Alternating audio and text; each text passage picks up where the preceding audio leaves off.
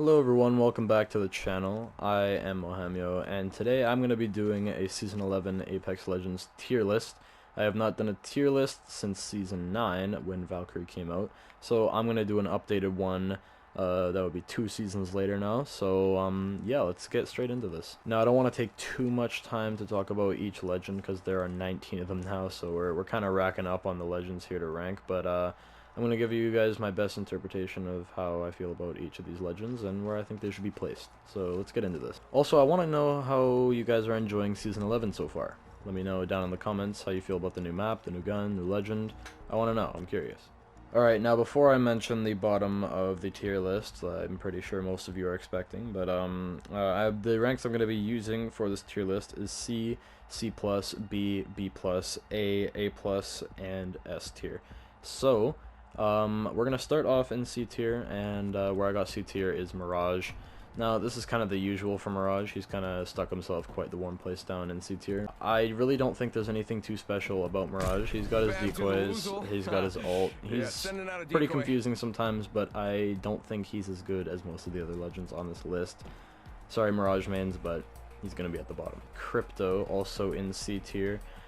Crypto is probably the least I've seen out of every legend so far in the season. I have not seen very many Cryptos. I mean, he's got his drone, and he's got his ult, and he's got his passive, but I think his passive should kind of be a given for what Crypto's abilities are.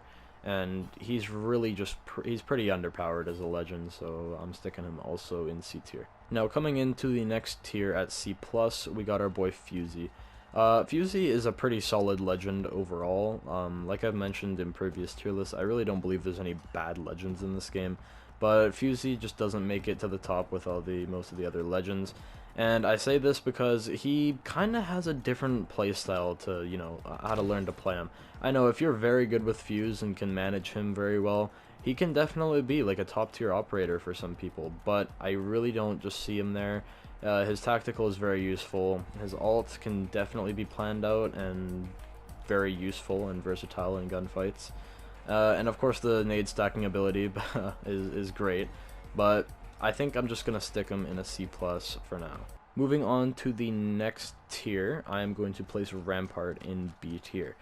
Rampart is a very solid legend right now. She has been getting some little tweaks here and there, and of course that new buff for her LMG now being able to become mobile, and you can still plant it down if you feel the need to do so. She's a very solid legend right now. Her walls are very versatile in gunfights, and pair her with any other defense operator like Wattson or Caustic, and you got yourself quite the team going there. Especially if you're in a ranked play and you need to hunker down a building, Rampart is perfect right now. Next up, also in B tier, we have Revenant. Now, I've seen quite a decent amount of Revenant in Season 11 so far, but he did get kind of a tweak with his totem, and you can see where he places it now. It's kind of like a Loba alt shockwave that goes around, except it's red, and it's when you place his totem down. I think this was kind of needed because sometimes it wasn't very audible, his ult, when you were placing it down. So I think that was a good tweak to him, but he's still a very powerful legend. Of course, that climbing buff too, oh my, he can scale a whole building. It's pretty crazy, but yeah, I'm going to stick him in B tier. Now, out of every legend in this game, I feel like Octane has been tweaked the most, and that's why he's also going to be in a B tier placement. Octane, very solid legend, I'm going to say this a lot, but he is a very base legend. He's got his abilities that, I mean, they're all self-explanatory. Everyone loves playing Octane. He's just kind of that operator that if you want to have fun, you pick Octane, but he's gotten quite a few tweaks, and he's been nerfed, buffed, reworked, whatever.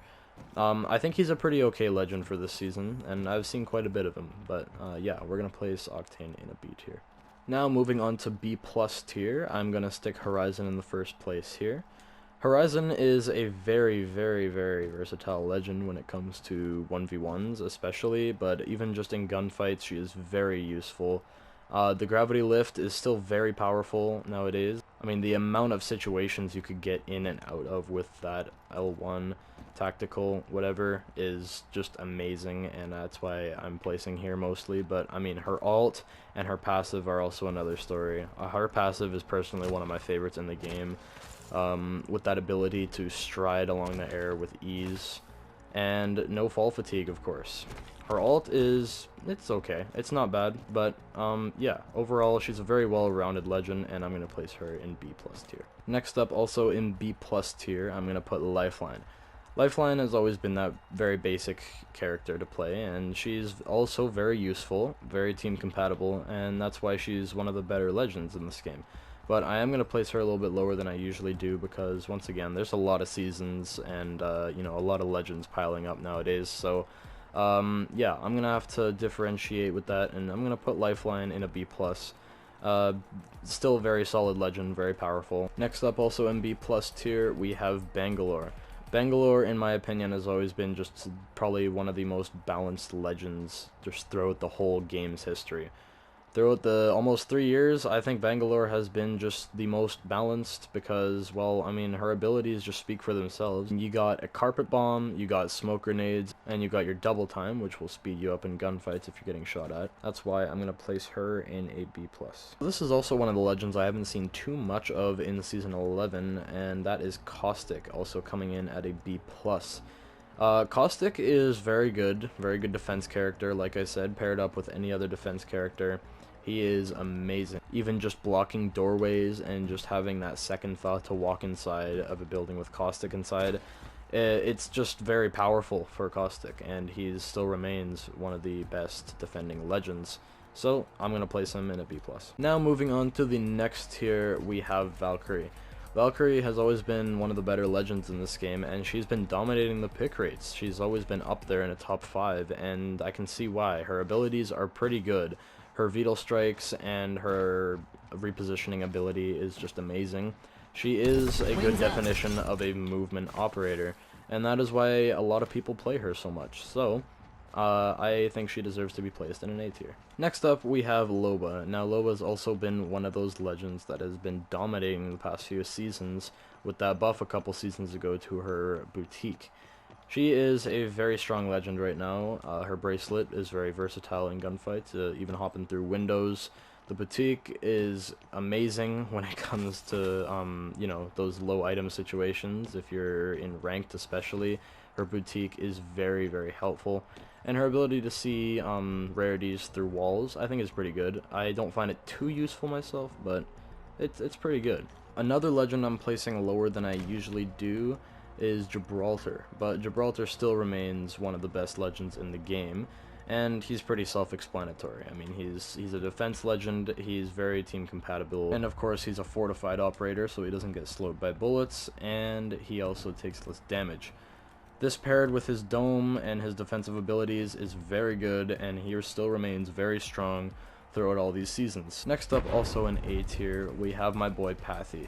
Pathy has always been one of my personal favorite legends. He's very, very good for movement and getting away, getting from point A to point B, and even helping your teammates get from point A to point B. I think is great. I've seen quite a bit of Pathfinder throughout the Season 11 gameplay, and yeah, he's always been one of those pretty strong legends, and yeah, I think he deserves an A tier. Next up, we have Wraith, and with the drop of Season 11 and the new character Ashe, Wraith has almost kind of been replaced. Sort of. Let me explain. Her portal is still very powerful, and it has one of the key components that Ashe's portal doesn't have, which is the ability to come back through it if you so decide to do so, if you don't feel like being in that place anymore. And all of her abilities still remain very strong throughout the seasons, and yeah, I think she deserves an A tier as well. Now we got the big bunch here. Coming into A+ tier, I'm going to put Wattson. Wattson has basically taken all the focus of Season 11, and I can definitely see why. I mean, just look at her buffs. It's crazy what they did to her. It is amazing. I have been playing Wattson a lot, and she is so versatile now. It's honestly crazy. Defense placements are a lot faster now because they reduced the cooldown by about half, and her pylon is very powerful, and it has a pool of shields that can be displayed to every single person that is within radius of it, and it can stay out forever. And once the pool of shields are gone, it still deflects incoming ordnance from enemy players and sometimes yourself. Wattson is very strong this season, and I think she's going to stand strong for quite a while. I'm going to put her in A+. Next up, we have Bloodhound. Bloodhound has always been powerful, especially the last, like, 4 or 5 seasons, he has been very powerful. Still holds that very powerful ability to track footprints, scan enemies, activate that ult. It's all very, very versatile. And it can definitely help you win a lot of gunfights if you're playing Bloodhound. Now, moving on to S tier, the final tier. I'm pretty sure you guys know, just basically process of elimination here, who the last 2 legends are. But Seer is coming in at an S tier, and let me tell you why. Seer has been very powerful since his drop last season. He has been crazy. The micro drones that you can summon to scan enemies within a parallel vision of where you're looking is very powerful. Basically a Bloodhound, but a little bit watered down. So unless you are crouched, you will be able to see everything going on within the radius of this circle. Very powerful. And his passive being one of the most powerful in my opinion. With the ADS, you can see all the enemies within a 75-meter radius on your little circle here, and you can hear footprints as well. This is just insane, and this is why I believe Seer should be in an S tier. Now, I think we all had a decent idea who was coming at the top of the list today, and it happens to be the newest legend, which I have not even seen in a while. I have never put the newest legend at the top, but this season I have, and she deserves it. Up at the top we have Ashe. Her tactical can tether enemies who walk into the radius of it, and it also does 20 damage. Her ult makes it so you can phase tear to a certain location within radius, and you can go through it pretty fast, but the only drawback is you cannot come back through the portal if you wish. You cannot do that, but it's a very good movement tool if you want to get your team from point A to point B very quick, maybe on top of a building to push a team. Whatever, she's pretty good. Now, getting away from teams, Ashe doesn't really come in special here, because if you place your phase tear, the enemies can follow you right through it. So it's not really that helpful when you're trying to escape squads. Maybe if they're from afar, sure, but it does disappear pretty quick. So, you know, you can probably find your ways. And that all to me is why Ashe is at the top of the list for this season.